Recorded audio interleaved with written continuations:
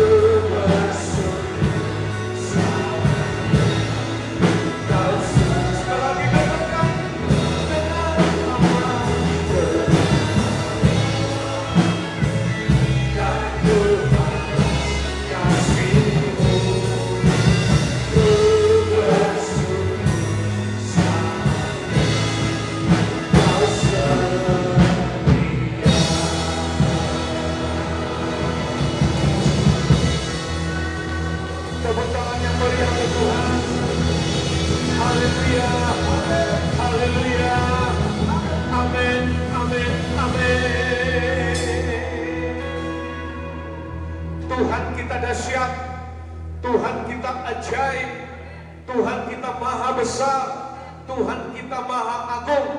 Yesus Kristus namanya.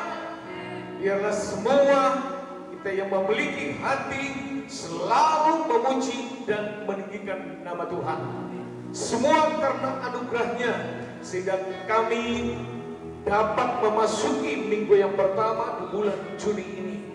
Bukan karena hebat kami, bukan karena kekuatan kami, bukan karena kelayakan kami, tapi semata-mata hanya karena kasih karunia Tuhan. Terima kasih Bapa. Segala pujian penyembahan kami biarlah untuk kemuliaan nama Tuhan. Kami siap menerima firman Kristus, Injil kasih karunia pada hari ini. Semua yang percaya, mari sama-sama katakan amin. Ibu semuanya katakan amin. First people, I glorify. Terus kanan kiri katakan selamat memasuki bulan yang baru ya. Amin. Katakan lagi kanan kiri, kau tambah awet muda saja. Terus tambah langsing juga. Iya. Baik, silakan duduk. Shalom. Ada sukacita, amin. Selalu ada sukacita, amin. Perhatikan jemaat Tuhan yang terkasih, kita akan terus ada di dalam tuntunan firman Allah. Jangan pernah lewatkan tuntunan firman Allah ya. Karena apa? Karena kita tahu hanya firman Allah lah menjadi kekuatan kita satu-satunya dan yang sempurna. Perhatikan Bapak dan Ibu dan jemaat Tuhan, kita merenungkan firman Allah di dalam Amsal 30 ayat yang kelima. Perhatikan, semua memperhatikan firman dengan sungguh-sungguh ya, supaya setiap firman yang Bapak dan Ibu dengar hari ini ada rema yang kau dapat, ada rema yang kau tanam, ada rema yang kau bawa pulang. Katakan amin. Kita baca bersama-sama 1, 2, 3. Semua firman Allah adalah murni. Ia adalah perisai bagi orang-orang yang berlindung padanya. Belum semua membaca, ya. Belum tentu Bapak dan Ibu membaca firman Tuhan di rumah. Minimal hari ini baca, ya. Halo, amin. Ayo dengan suara yang lebih keras. 1, 2, 3. Belum semua, belum semua. Ya. 1, 2, 3. Semua firman Allah adalah murni. Ia adalah perisai bagi orang-orang yang berlindung kepadanya. Katakan amin. Semua firman Tuhan itu benar. Perhatikan, ya. Semua firman Tuhan itu benar. Perhatikan lagi.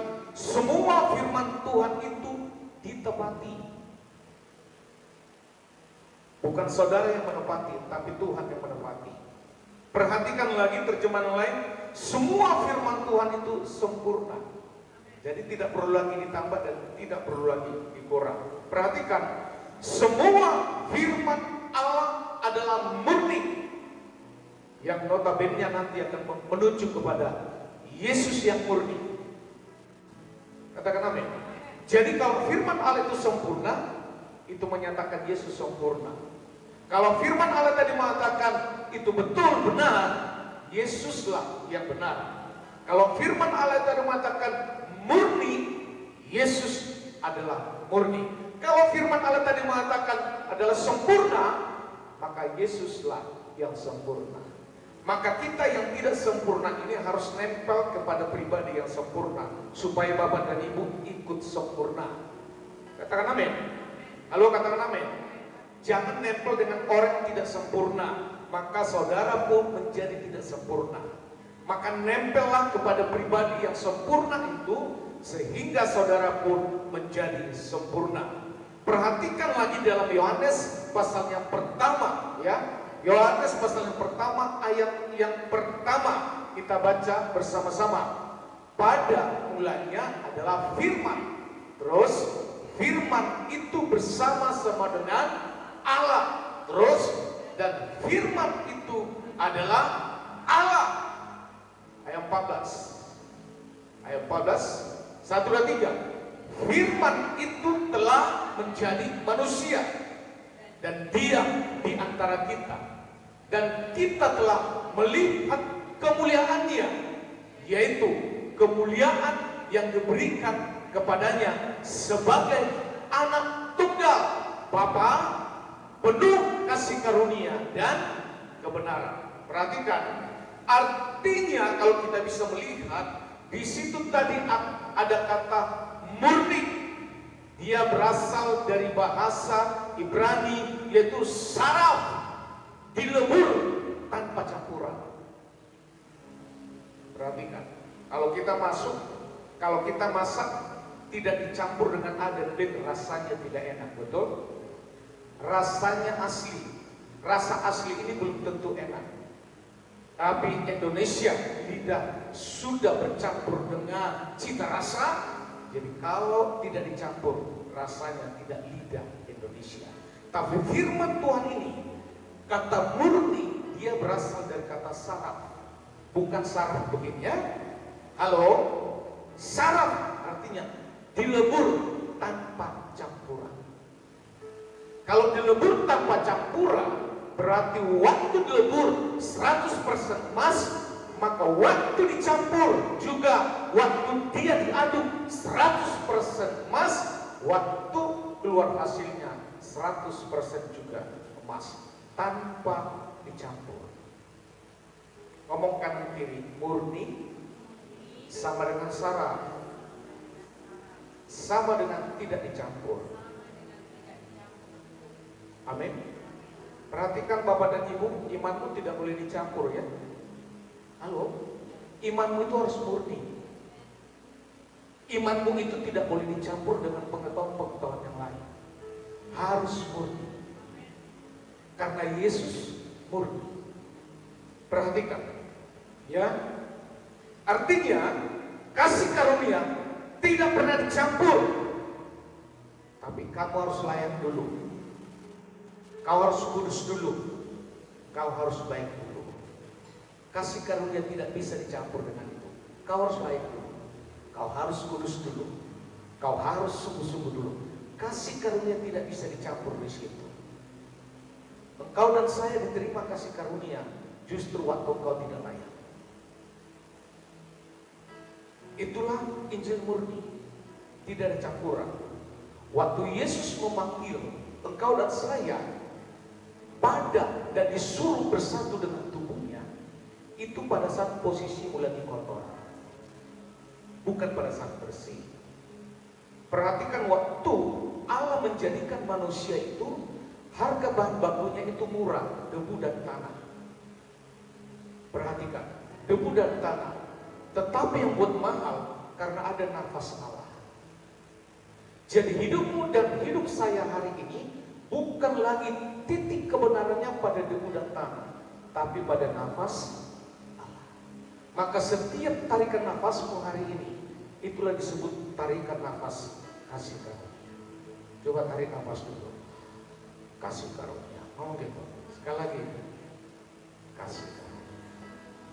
Jadi nilaimu hari ini bukan lagi debu. Nilaimu hari ini bukan lagi tanah. Tapi nilaimu hari ini adalah nafas Allah. Katakan amin. Halo, katakan amin. Jadi kasih karunia itu tidak bisa dicampur. Kau baik dulu baru diterima. Semua latar belakang kita itu tidak dibenar.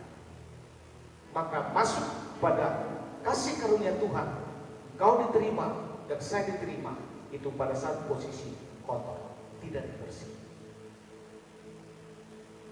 Itulah kasih karunia. Maka perhatikan, kasih karunia itu berarti Yesus sangat murni mengampunimu tanpa campuran. Yesus mengampunimu tanpa campuran. Yesus mengampunimu hari ini bukan karena engkau sudah layak dulu. Amin. Yesus mengampunimu hari ini bukan pada saat engkau berhenti melakukan segala sesuatu yang tidak baik. Yesus mengampunimu murni tanpa meminta satu dua hal padamu. Perhatikan lagi, Yesus juga murni menebusmu tanpa syarat, tanpa kebaikanmu, Dan dia menebusmu tanpa kredit, tanpa DP. Dibayar lunas. Dan Bapak dan Ibu tidak perlu nyicil karena sudah lunas. Katakan amin. Kasih karunia Yesus yang murni itu juga, Dia menyelamatkanmu murni. Dia menyelamatkanmu tuntas. Tidak ada sisa. Maka untuk keselamatan tidak perlu kau kerjakan lagi. Yesus sudah kerjakan di kayu salib. Maka hari ini engkau dan saya ada di dalam Yesus. Itu berarti sama dengan engkau sudah di dalam keselamatan. Halo, amin. Maka perhatikan waktu kita merenungkan firman, waktu kita baca Alkitab, tapi rasanya waktu baca Alkitab tertuduh. Rasanya terhakimi, rasanya merasa tidak layak menerima pengampunan. Itu berarti Bapak dan Ibu kalau ada perasaan seperti itu berarti belum melihat Dia, ya, belum mengenal Dia secara murni, belum melihat Dia secara murni. Karena Yesus bukan pribadi yang menuduhmu. Katakan amin. Halo, amin. Waktu Yesus ketemu dengan perempuan pelacur di sumur Yakub, Yesus tidak pernah menuduhnya. Tidak pernah. Jadi, waktu perempuan itu mengatakan, waktu Yesus mengatakan, mana suamimu? Apa perempuan itu ngomong? Saya tidak punya suami. Pada saat Yesus berbicara kepada perempuan itu, suami yang tidak jelas sudah ada 4, di rumah ada 1, 5. Tapi waktu Yesus berbicara kepada perempuan pelacur itu, Dia tidak menghakimi perempuan pelacur itu. Dan apa kata Yesus kepadanya? Engkau betul. Jadi waktu perempuan itu mengatakan saya tidak punya suami, Yesus tidak menghakiminya. Justru mendukungnya. Betul kau katakan. Tapi betulnya perempuan itu masih setengah. Tapi Yesus tidak menghakimi. Maka perhatikan, mau suami 1, suami 2, suami 3, suami 4, suami 5, sampai suami 10, itu tidak ada suami yang murni. Suamimu yang murni hari ini hanya Yesus. Kau mempelai perempuan, Yesus mempelai laki-laki murni. Kita semua mempelai perempuan murni. Katakan amin. Jadi hanya Yesus yang tidak akan pernah mendustaimu. Hanya Yesus yang tidak pernah berbohong kepadamu. Hanya Yesus yang tidak pernah berbuat sesuatu yang tidak baik kepadamu. Maka fokuslah kepada Yesus suamimu itu. Suami murni. Katakan amin. Katakan amin.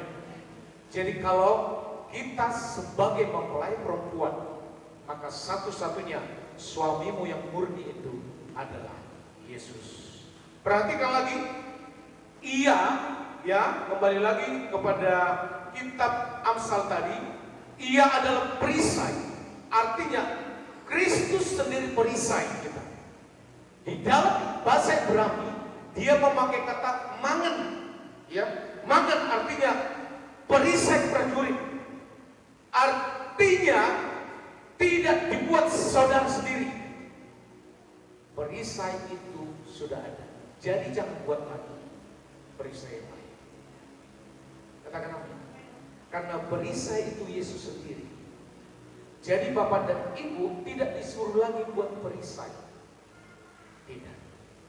Karena perisai itu adalah Yesus. Ya. Maka dalam Efesus 6 ayat 16, lanjut, Efesus 6 ayat 16 kita baca bersama-sama. Dalam segala keadaan pergunakanlah perisai iman. Sebab dengan perisai itu kamu akan dapat memadamkan semua panah api dari si jahat. Perhatikan, ambillah perisai iman. Jangan buat lagi, tapi tinggal ambil. Katakan amin. Kalau engkau mau buat lagi, berarti ada perisai yang lain. Tapi kalau Bapa dan maunya tinggal mengambil, berarti hanya Yesus yang boleh engkau ambil. Perisai iman yang lain tidak ada. Hanya Yesus perisai iman. Kau dan saya tinggal ambil. Maka iman itu apa? Iman itu berhenti bersandar ke usaha sendiri, lalu bersandar kepada Yesus. Halo? Maka perhatikan, kasih karunia mengarahkan kita. Saudara tidak perlu lagi memasang benteng-benteng sendiri, baik dari performamu, baik dari reputasimu, baik di dalam ide-idemu, atau aku harus lebih baik dulu. Tidak usah. Kau sudah sempurna dalam Yesus. Katakan amin. Halo, amin. Jadi waktu iblis lempar tuduhan padamu, ada seperti anak panah masuk padamu, diungkit masa lalumu, diungkit rasa takutmu. Perhatikan, semua itu nanti akan mentok di salib. Kalau kau memakai perisai iman Yesus, semua ketakutanmu itu mentok di salib. Semua kegelisahanmu itu akan mentok di salib. Semua ketakutanmu itu akan mentok di salib. Katakan amin. Karena apa? Karena perisaimu adalah salib. Perhatikan, bagi orang-orang yang berlindung padanya, di dalam Amsal 35 tadi, bagi orang-orang yang berlindung padanya, itu berarti tempat, bukan prestasi. Perhatikan, ya. Bagi orang-orang yang berlindung padanya, Amsal 35 tadi, bagi orang-orang yang berlindung padanya, itu berbicara sebuah tempat, bukan prestasi. Katakan amin. Berlindung di situ, dia memakai bahasa Yunani kasa, artinya lari, artinya bersembunyi, artinya nempel. Jadi tidak ada syarat saudara harus kudus dulu, tidak ada syarat saudara harus suci dulu, tidak ada syarat saudara harus layak dulu, baru boleh berlindung, baru boleh berlari, baru boleh nempel kepadanya. Tidak syarat. Amin. Justru waktu saudara merasa kotor, justru waktu saudara tidak layak, justru pada saat saudara capek hidup ini, justru waktu saudara merasa gagal hidup ini, justru waktu saudara sakit hati kepada orang lain, hatimu terluka, itulah waktu yang tepat berlari pada Yesus. Itulah waktu yang tepat nempel pada Yesus. Katakan amin. Itulah yang tepat waktu berlindung pada Yesus. Halo? Amin. Maka baca Roma 8 ayat 1. Roma 8 ayat 1. Lanjut nak. Roma 8 ayat 1. Apakah tidak ada? Oh tidak ada, saya bacakan. Roma 8 ayat 1. Tidak ada penghukuman bagi mereka yang ada dalam Kristus. Halo, coba dengar nih. Coba, ini sangat penting. Ini sangat jauh berbeda dengan apa kata agama. Perhatikan, Yesus itu bukan agama. Katakan amin. Kristen itu kalau secara umum agama, tapi Kristen itu secara khusus pengikut Kristus. Jadi di saat Bapak dan Ibu ibadah seperti ini, itu bukan agama. Waktu Bapak dan Ibu merenungkan firman, itu bukan agama. Katakan amin. Halo. Karena agama itu bagaimana orang berusaha untuk mengadakan Tuhan. Tapi iman, Yesus yang datang padamu, Yesus yang menemukanmu, Yesus yang memilihmu, Yesus yang memisahkanmu, Kalau agama itu dia yang datang pada Tuhan. Dengan cara apa? Performanya. Dengan cara apa? Perbuatan-perbuatannya. Dengan cara apa? Sumbangan-sumbangannya, amalnya. Itu agama. Tapi Yesus bukan agama. Yesus yang memilihmu. Kenapa Yesus memilihmu? Bukan dia. Perhatikan. Kenapa Yesus yang memilihmu? Apakah kamu lebih layak daripada orang di luar sana? Kenapa Yesus memilihmu? Apakah karena uangmu lebih besar dari orang di luar sana? Jadi Yesus murni memilihmu. Tidak ada faktor yang lain. Itulah Yesus. Maka yakini nih, semua ya di dalam Kristus tidak ada lagi penghukuman. Ini berita baik atau berita duka? Halo, ini berita baik atau berita duka? Ini berita sukacita atau berita penyiksaan? Berita sukacita. Ngomong kanan kiri. Kalau berita sukacita di dalam Yesus, ngomong kanan kiri. Tidak ada penghukuman. Jadi nanti berbicara tentang penghakiman itu tidak buat lagi orang sudah dalam Yesus. Katakan amin. Bukan kita yang mendahului, bukan kita yang memberikan usul itu. Ini bukan pendapat kita, tapi ini perkataan Yesus sendiri. Karena di dalam Kristus itu tempat berlindung yang tepat dan sempurna. Katakan amin. Maka inti daripada firman Tuhan ini tadi, pertama, ya, jangan sembah-sembah Alkitab. Yang kedua, tidak usah cium-cium itu. Kalau Alkitabnya bersih nggak apa-apa, kalau banyak debu. Saya yakin percaya, sekarang Alkitab kita yang tertulis yang di kertas pasti tidak pernah baca. Saya nggak tahu Bapak dan Ibu udah simpan di mana itu.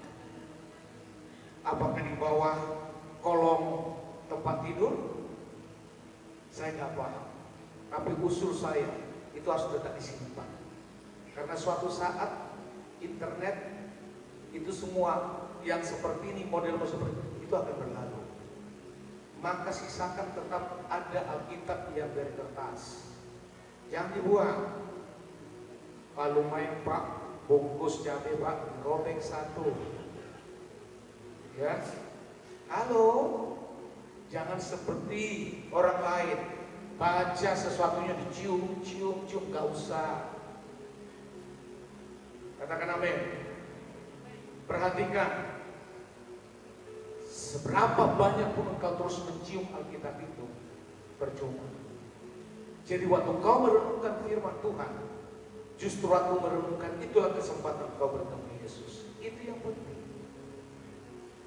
Ya, katakan amin. Karena melalui Alkitab itulah kita bisa mengenal Yesus dengan sempurna. Tidak ada yang lain.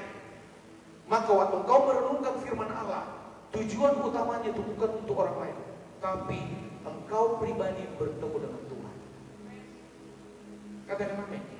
Kalau suamimu tidak mau membaca Alkitab, gak usah dipaksa.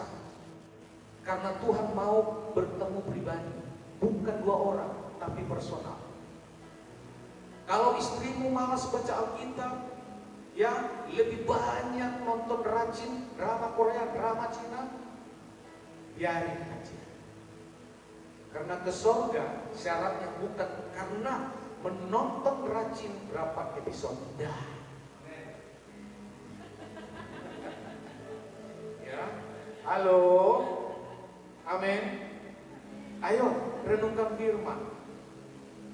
Gak perlu harus di pantatnya dipukul-pukul dulu, gak usah. Semua sudah dewasa, amin. Pantatnya dipukul itu lebih tepat buat anak kecil. Tapi kalau sudah anak dewasa, pantatnya terus dipukul, aneh kan? Betul tidak? Ngomong kanan, saya sudah dewasa. Halo, ngomong dulu. Saya tidak membutuhkan Senyum dulu hari ini, ngomong. Ya, ngomong dulu. Saya sudah dewasa. Ciri orang yang dewasa merenungkan firman. Amin. Yang kedua, perisai tidak diusahakan, tapi perisai itu diimani. Jadi iman itu bukan karena kau usahakan, itu sudah diberikan kepada Allah. Jadi kalau Bapak dan Ibu, kita berani mengatakan engkau punya iman pada Yesus, itu juga kasih karunia. Katakan amin. Jadi saudara tidak buat perisai lagi, tapi Bapak dan Ibu sudah masuk ke perisai itu yang namanya Kristus. Jadi perisai gak usah dibuat lagi ya, karena engkau sudah di dalam perisai itu. Karena engkau dan saya sudah di dalam Yesus. Katakan amin. Yang ketiga, perhatikan, murni. Murni itu artinya cukup Yesus. Jangan dicampur lagi. Katakan amin. Bagaimanapun makanan yang ori itu lebih sehat daripada yang dicampur-campur. Memang makanan ori belum tentu sedap, tapi dijamin sehat. Katakan amin. Tidak ada orang yang hidupnya selama ini rebus jagung, rebus singkong, rebus ini, itu tidak ada serangan jantung, tidak ada. Halo? Ori. Ngomong lagi, murni cukup Yesus. Gak boleh ada tambahan. Saya mulai wajah-wajahnya ya. Murni sama dengan cukup Yesus.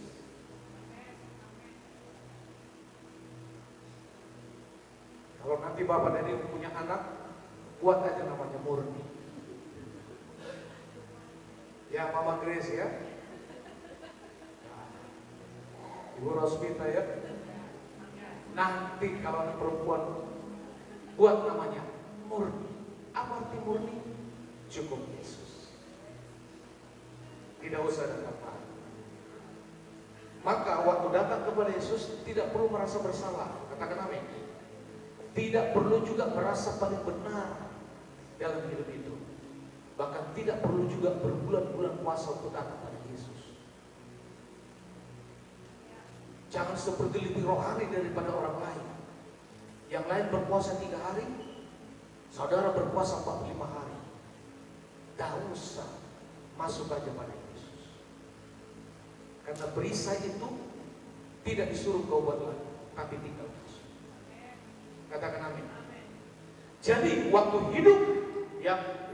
hidup ada saatnya seperti kena panah, betul? Banyak menuduhmu, gagal, takut, maka kembali lagi, tidak usah sibuk buat bikin perisai, bahkan menulis dalam status ayat-ayat firman Tuhan di media sosial. Perhatikan, waktu menyampaikan, menulis ayat firman Tuhan di media sosial, murnilah. Jangan karena sakit hati baru tulis. Ya, jangan karena tersinggung ditulis tuh dan dibaca. Itu firman cocok buat dia, bukan buat saya. Oh, haleluya. Itu bukan lagi firman yang murni. Murni apa tadi? Cukup Yesus. Katakan amin. Maka perhatikan. Katakan saja waktu ada serangan itu padamu, engkau hanya tinggal katakan, Yesus, aku berlindung padamu. Cukup. Katakan. Kenapa? Karena Yesus murni. Karena apa? Karena Yesus cukup. Karena apa? Karena Yesuslah perisai yang tidak pernah bolong. Katakan amin. Kita belajar yuk dari Yosafat ya. Halo amin. Perhatikan Yosafat itu jadi raja usia 35 tahun. Dan dia memerintah di kerajaan Yehuda selama 25 tahun. bapaknya Yosafat itu namanya Asa. Perhatikan.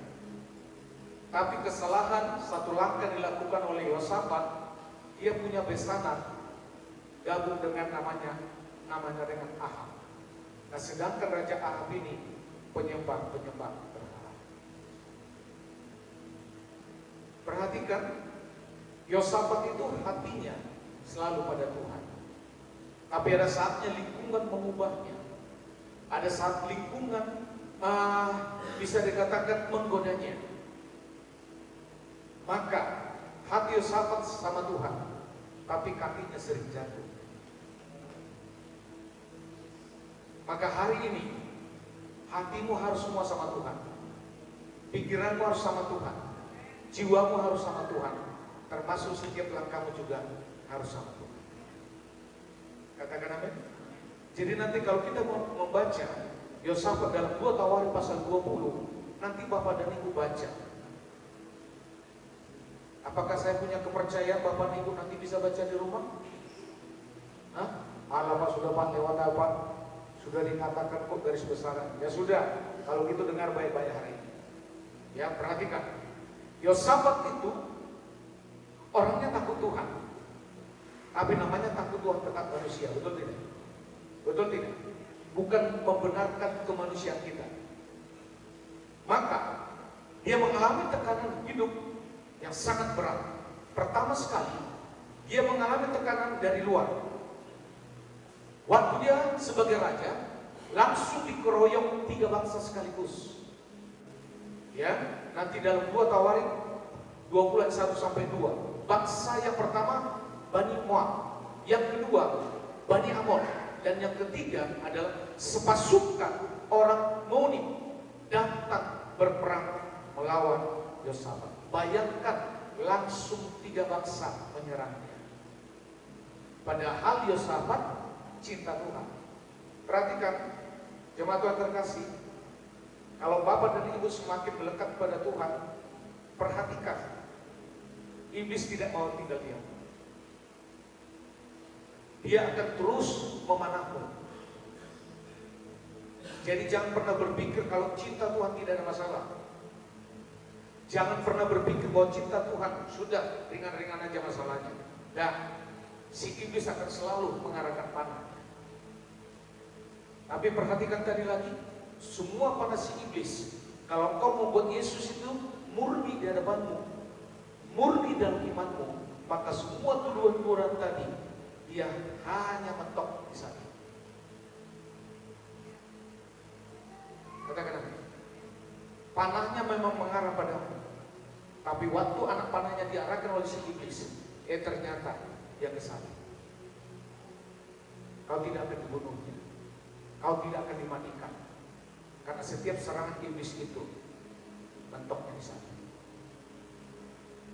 Kalau sudah mentoknya disalib, berarti Yesus sebagai pemenang, dan Yesus sebagai Tuhan yang akan terus membela. Maka perhatikan, Yosafat, musuh dari timur ada, musuh dari selatan ada, musuh dari barat ada. Pada saat mereka justru datang bersamaan menyerbu. Kalau satu-satu gak apa-apa, ini 3 bangsa tadi itu bersamaan menyerbu. Maka posisi Yosafat saat itu tidak ada jalan mundur. Mau mundur tetap ada, mau ke depan tetap ada, karena 3 bangsa itu, ya, 3 bangsa itu menyerang sekaligus. Maka perhatikan, ada saat seperti kita banyak musuh atau kesusahan justru datang bersamaan. Ada saatnya seperti anak panah itu, masalah datang, masalah suami, masalah anak, masalah istri, masalah keuangan, masalah pekerjaan, masalah kesehatan, bahkan drop terus, bahkan bisa membuat hubungan retak, rasanya terkepung, tidak ada solusi, tidak ada lagi jalan keluar. Maka perhatikan, satu pribadi, Yosafat itu dia jujur, Yosafat saat itu jujur, dia tidak pura-pura kuat. Maka hidupmu tidak boleh pura-pura. Kalau takut ngomong sama Tuhan, Tuhan saya takut. Jangan pura-pura kuat padahal tidak kuat. Maka perhatikan ayat 3. Yosafat menjadi takut, dia jujur sama Tuhan. Dia tidak sok rohani. Halo? Perhatikan Yosafat. Itu tekanan tadi dari luar, tekanan dari dalam. Dia tidak bisa mau berbuat apa, mentok semuanya. Maka dalam 2 Tawarik 12 kami tidak tahu apa yang harus kami lakukan, tetapi mata kami tertuju kepada. Halo? Halo? Tekanan boleh ada, kesusahan boleh ada, mau datang dari timur, barat, utara, tapi matamu tidak akan pernah bisa menghalangi untuk selalu tertuju pada salib Yesus. Katakan, karena salib Yesus ada di timur, salib Yesus ada di barat, salib Yesus ada di depanmu, salib Yesus ada di belakangmu. Katakan amin. Artinya kalau semua sisi sudah menyerangmu, tapi satu yang harus kau imani, semua sisi juga ada salib Yesus di sini. Pandang, ya, pandang. Maka lihat, tekanan situasi, keadaan seperti ini yang paling menyiksa. Bukan berbicaranya musuh banyak, tapi saat itu Yosafat otaknya buntu. Tidak ada lagi solusi, habis solusi. Saya yakin ada satu titik keadaan kita seperti buntu, otak buntu.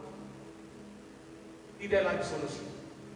Sudah doa, sudah puasa, sudah usaha, sudah nanya-nanya orang, sudah hubungi ke sana kemari, tapi tetap mentok. Perhatikan, justru di saat kesusahan itu ada imanmu bisa bertumbuh. Saya tidak mengatakan punya kesusahan itu bersyukur, tapi lihat, katakan, hai non, hai bro, kau punya masalah? Saya juga punya. Ngomong. Saya nggak tahu kan yang kirimmu laki atau perempuan, tapi kalau laki bro, kalau perempuan non, semua nona dulu. Jadi kalau kau lihat seseorang masalahnya banyak, tegur dia. Saya juga punya masalah. Amin. Jadi hidupmu dan hidup saya jangan seperti orang seperti tersolimi. Hanya engkau yang tersolimi,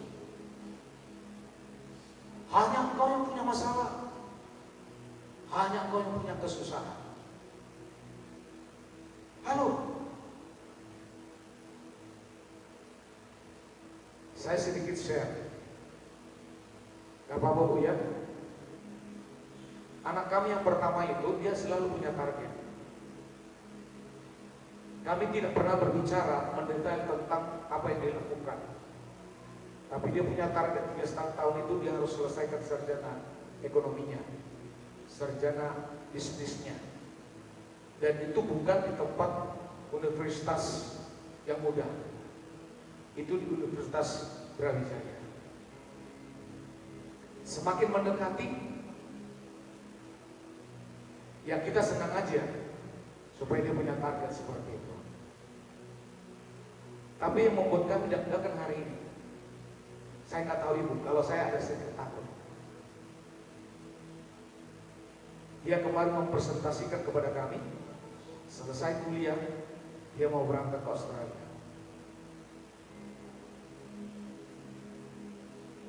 Sepertinya sedang didengar. Ibu, gak apa-apa nak, Tuhan besertamu. Tapi kalau saya belum berani ngomong itu, karena saya masih ada rasa takut. Kenapa rasa takut saya itu ada? Karena saya mengenal anak saya. Tanda kutip ya, bagaimana dia kalau sanggup? Siapa yang nolong dia di sana? Bagaimana kalau dia ada rasa sesak? Siapa nolong dia di sana?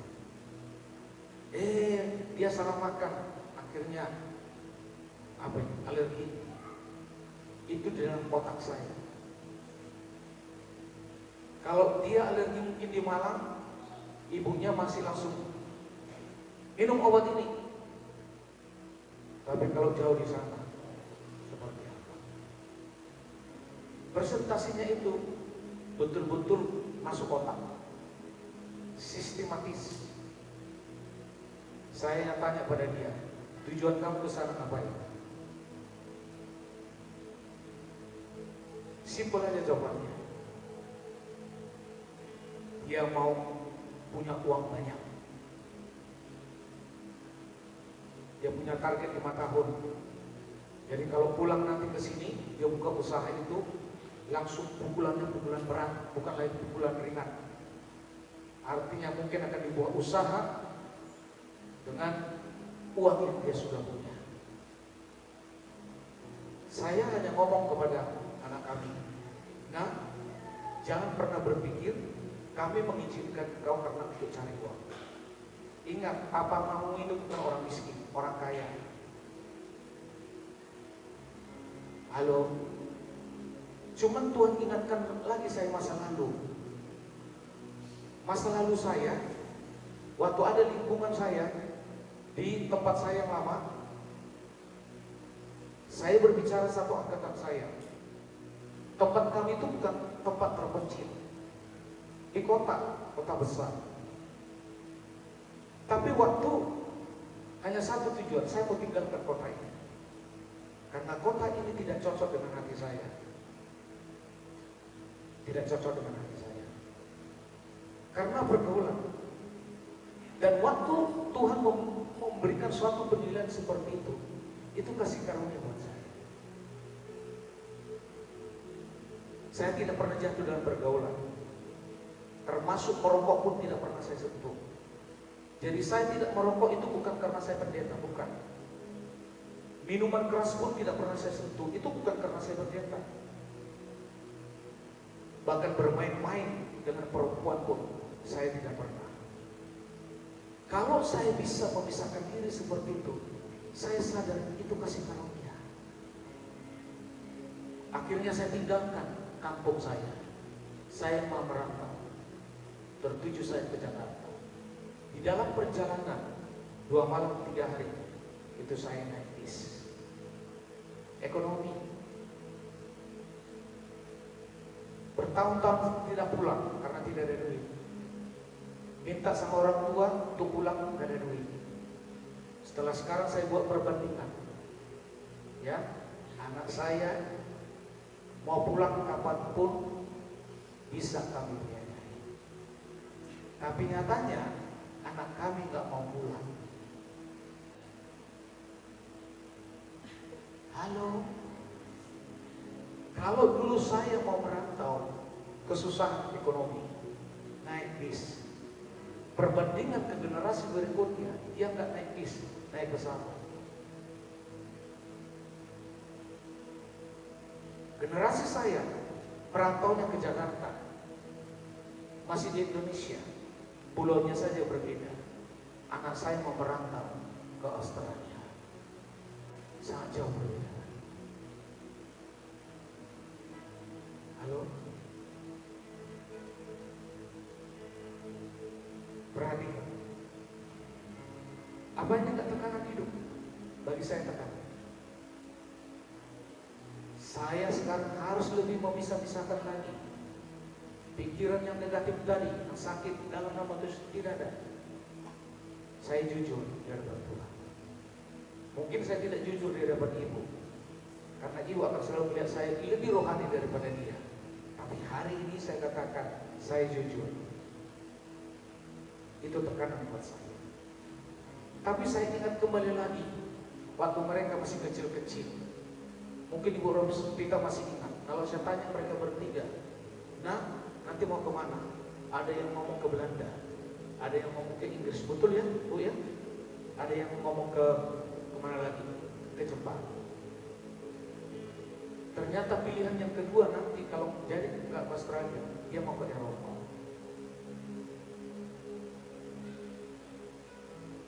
Dia berangkat.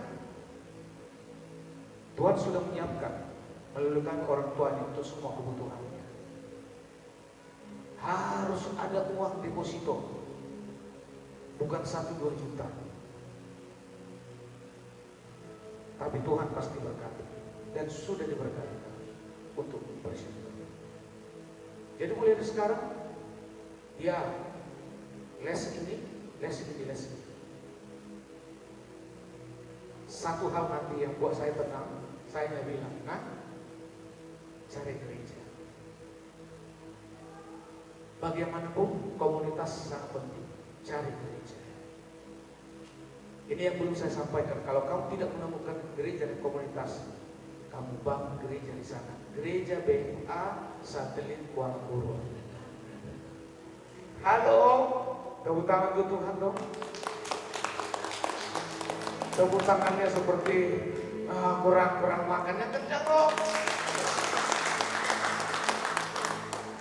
Jadi tekanan hidup itu tidak selalu berbicara orang lain menyakiti hati, enggak.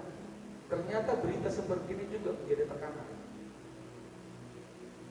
Ya, saya nggak tahu lagi yang di sebelah itu dia mau merancang apa.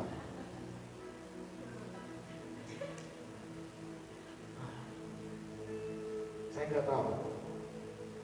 Kalau si nomor 2, puji Tuhannya, apa yang dia pilih sekarang itu yang paling dicari. Dan kami tidak pernah tuntut dia ke sana, yaitu aktualnya. Nah, artinya begini, perhatikan. Kalau Yosafat punya bapak namanya Asa, 2 generasi ini berhasil karena Asa juga cinta Tuhan.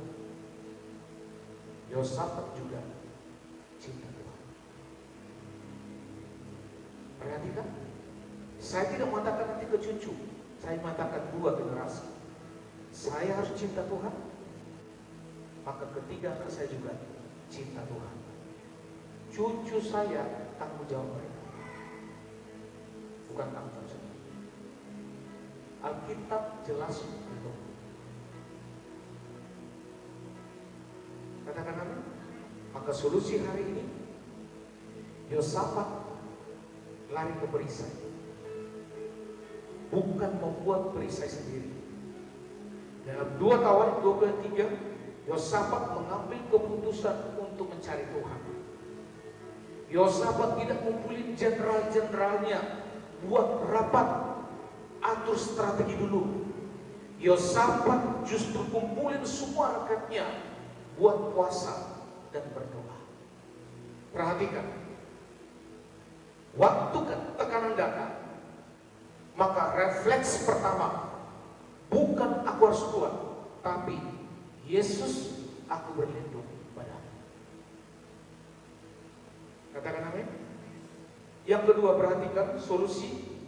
Ya, yang kedua, Yosafat, lanjut nak, solusi. Yosafat kalahin musuh pakai pujian. Yosafat kalahkan musuh bukan lagi dengan pedang. Nanti Bapak dan Ibu bisa membaca itu 2 Tawarik 21-22. Nyanyikanlah nyanyian untuk Tuhan. Ketika mereka mulai bersorak-sorai, dibuat Tuhanlah penghalangan. Perhatikan, ini aneh kan? Secara logika tidak masuk akal. Tapi kasih karunia memang tidak masuk logika. Jadi segala sesuatu yang masih logika itu bukan kasih karunia. Kalau hari ini Bapak dan Ibu ya dipilih Tuhan, itu tidak masuk akal. Dipanggil Tuhan tidak masuk akal. Dipisahkan Tuhan tidak masuk akal. Karena memang kasih karunia tidak masuk akal. Maka perhatikan, ketika kita mengalami tekanan, kita jangan pikir sampai 24 jam. Overthinking atau terus-menerus bersalah. Tinggalkan cara. Katakan amin. Tapi kita harus kalahkan iman dengan apa? Tuhan, aku percaya Engkau murni, Engkau perisaiku murni. Terus puji Dia walau belum melihat jalan keluar. Hasilnya Yosafat dapat ketenangan sebelum menang. Yang Tuhan mau pada saat engkau mengalami masalah, bukan masalah itu selesai dulu, tapi yang selalu Tuhan kasih solusi padamu. Ada masalah tapi engkau menang. Jadi sebelum engkau menang, kau harus tenang. Waktu engkau tenang, kemenangan ada. Katakan amin. Dia belum melihat musuh kalah, tapi hatinya sudah tenang duluan, karena dia tahu siapa yang pegang perang. Buat kita sekarang, tekanan Yosafat sama dengan seperti tekanan kita. Dikeroyok, buntu, tanggung jawab yang berat. Maka Injil kasih karunia, kita tidak dipanggil jadi Yosafat yang kuat, tapi kita dipanggil buat jadi Yosafat yang lari kepada Tuhan yang kuat. Perhatikan sekali lagi, Injil kasih karunia mengajar kita hari ini. Kita dipanggil tidak jadi Yosafat yang kuat, tapi kita dipanggil buat jadi Yosafat yang lari kepada Tuhan yang kuat. Katakan amin. Jadi waktu tekanan Anda datang, tidak usah malu bilang, Tuhan, aku takut. Tuhan, aku tidak tahu harus berbuat apa. Itulah doa Yosafat. Dan Tuhan jawab dia.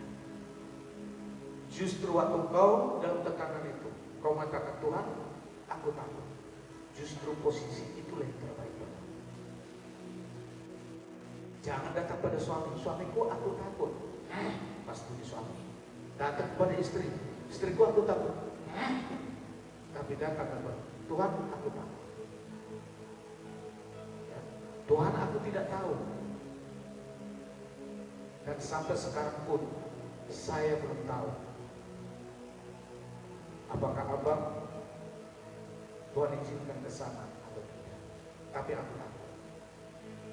Tapi waktu aku mengatakan begitu kepada Tuhan, disitulah posisiku yang terbaik. Aku lari kepada Tuhan yang kuat, bukan Pak Pendeta yang kuat, tapi kepada Tuhan yang kuat. Katakan amin. Halo, amin. Salam kasih karunia, amin. Kita lebih dari pemenang. Setiap renungan yang saya tulis kepada Bapak dan Ibu, selalu saya sapa dengan shalom, selalu saya tutup amin, salam kasih karunia. Dan mulai tadi malam, Tuhan tambahkan kembali lagi, engkau lebih dari pemenang. Haleluya. Kita semua bangkit berdoa. Amin, amin, amin. Persiapkan anggur. Ku cinta Kau, rahmat-Mu nyata bagiku, hidupku di dalam tangan-Mu. Sejak pagi ku terbangun sampai ku terbaring, ku nyanyi kebaikan-Mu Tuhan. Sepanjang hidupku Kau setia, sepanjang hidupku Kau sangat baik. Nafasku memuliakan-Mu, ku nyanyi kebaikan-Mu Tuhan. Haleluya Tuhan.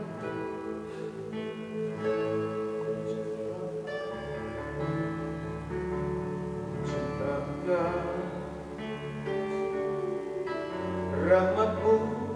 nyata bagiku, hidupku di dalam tanganmu.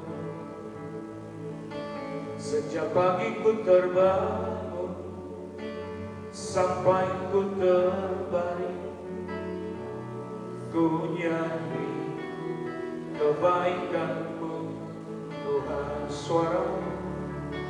Suaramu tuntunku lewati api, jalankan kau ada bagiku. Bukan sungguh kau Bapakku dan sahabatku, ku saksikan kebaikanmu Tuhan. Sepanjang hidupku, sepanjang hidupku kau setia. Sepanjang hidupku kau sangat baik. Nafasku memuliakanmu, ku nyanyi kebaikanmu Tuhan. Sepanjang hidupku, sepanjang hidupku kau setia. Sepanjang hidupku kau sangat baik. Nafasku memuliakanmu, ku nyanyi kebaikanmu Tuhan.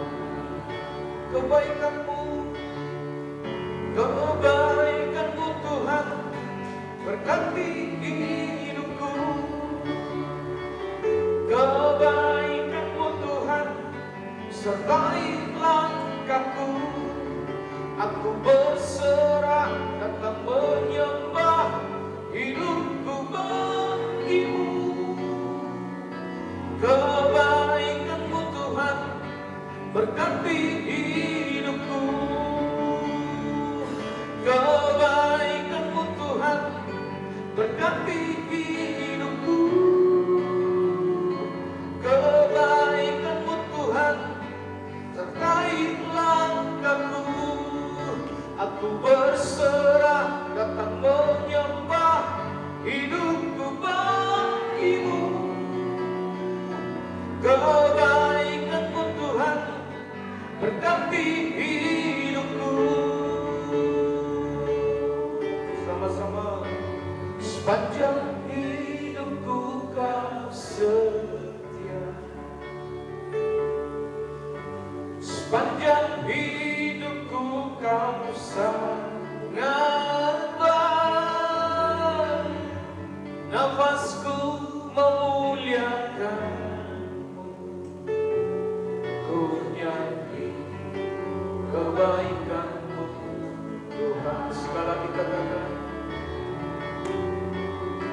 sepanjang hidupku kau setia. Sepanjang hidupku kau sangat baik. Nafasku memuliakanmu, ku nyanyi kebaikanmu Tuhan.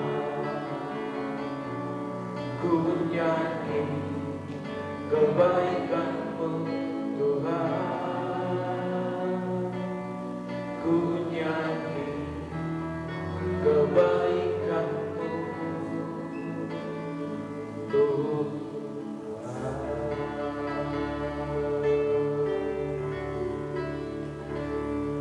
Bapa dalam surga, selama kami tinggal dalam tubuh yang fana ini, maka ketakutan dan tekanan kesusahan selalu ada. Tapi yang kami percaya, kami akan selalu kuat karena Tuhan. Kami akan berlari kepada Tuhan, bukan berlari kepada kekuatan, kepintaran, dan hikmat kami, tapi kami berlari kepada Tuhan. Terima kasih Bapak, terima kasih firman Allah pada saat ini menegaskan kepada kami bahwa Yesuslah perisai iman. Kami tidak perlu lagi membuat perisai, karena Yesus sudah perisai sendiri. Terima kasih Bapak, terima kasih. Kami percaya di awal bulan ini, minggu yang pertama, kami akan terus mengatakan deklarasi kami di dalam tubuh dan darah Yesus. Karena di saat kami di dalam tubuh dan darah Yesus, itu berarti kami masuk pada Yesus yang murni, tidak lagi campuran, tidak dicampur dengan hukum Taurat, tapi murni kasih karunia. Terima kasih Bapak.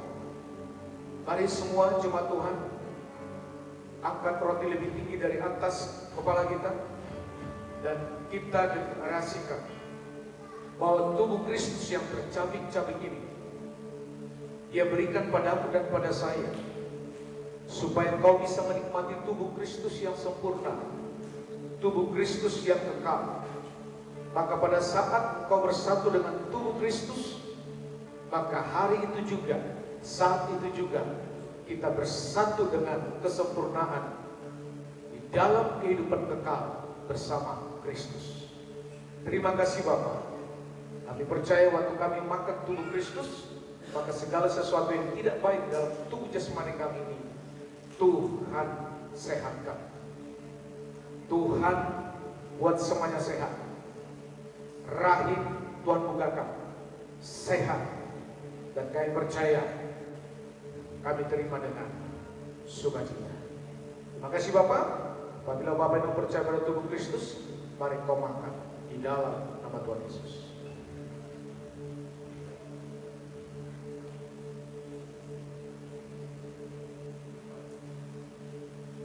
Mari semua angkat cawan anggur lebih tinggi dari atas kepala kita. Kristus yang terbaik dalam hidupmu dan hidup saya, dan Yesus itu murni, tidak ada campuran. Darah Yesus murni, sempurna. Maka pada saat engkau dan saya meminum darah Yesus, berarti jadi sempurna karena darah Yesus. Terima kasih Bapak untuk pengorbanan, untuk darah ini. Karena kami percaya tidak ada penebusan tanpa ada tumpahan darah. Hari ini kami sudah ditebus karena darah Yesus sudah tertumpah. Kami bersatu dengan darah Yesus, maka semua yang tidak baik pada darah kami hari ini, Tuhan Yesus sembuhkan. Apabila Bapak yang percaya pada darah Yesus, mari kau minum di dalam nama Tuhan Yesus.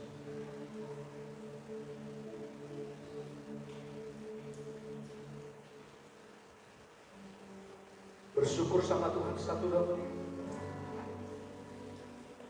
Haleluya. Amin, amin, amin. Haleluya.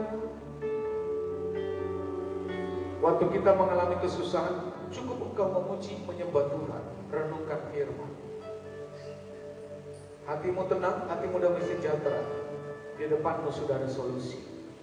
Dan solusi itu berasal dari surga dan tepat. Amin, Bapak.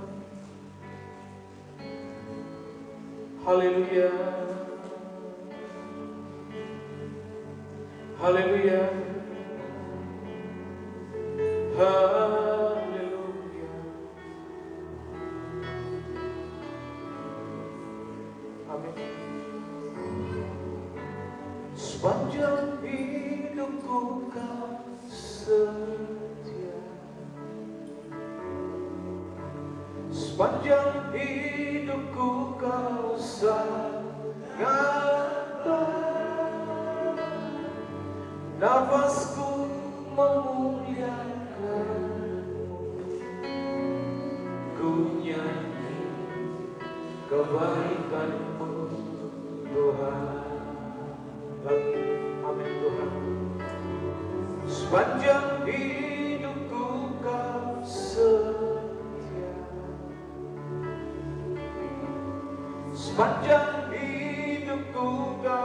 sangat baik, nafasku memuliakan, ku nyanyi kebaikan-Mu Tuhan. Sekali lagi katakan amin. Sepanjang hidupku Kau setia, sepanjang hidupku Kau sangat baik, nafasku memuliakan-Mu, ku nyanyi kebaikan-Mu Tuhan, ku nyanyi kebaikan-Mu Tuhan, ku nyanyi kebaikan-Mu Tuhan. Tepuk tangan yang meriah untuk Tuhan. Terima kasih Bapak. Firman Kristus Injil kasih karunia sudah kami terima. Terpujilah nama-Mu Bapak. Diberkati seluruh jemaat Tuhan, diberkati semua usahamu, diberkati semua pekerjaanmu. Kemanapun kau pergi dan melangkah, bahkan membuka sumur-sumur yang baru, Tuhan yang menyertai-Mu. Dan di saat Tuhan memberkati berlimpah-limpah, Tuhan mau hatimu harus tetap melekat padanya. Terima kasih.